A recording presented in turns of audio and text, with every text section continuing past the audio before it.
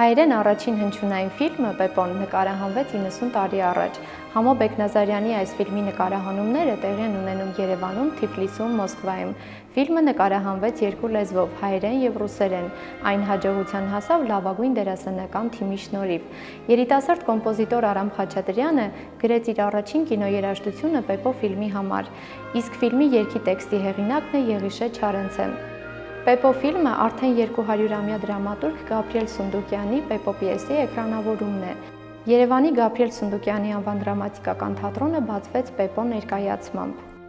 «Պեպոն» ֆիլմ է այն մասին, թե ինչ է նշանակում լինել ազնիվ և կայուն սկզբունքներ ունեցող մարդ կեղծիքով պատված աշխարհում, որտեղ հարուստները հաճախ են մոլորեցնում և շահագործում աղքատ մարդկանց։ «Պեպոյի» կերպարը համահունչ է ժողովրդի մտածողությանը, որը լավագույնս արտահայտում է Չարենցի տողերը՝ վայեն մարդուն, որ աշխարհում խալխի դատած հացն է ուտում։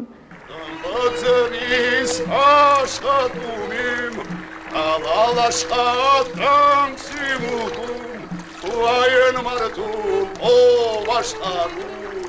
խալխի դատած հացն է ուտում։ Վայեն մարդուն, ով աշխարհում խալխի դատած հացն է ուտում։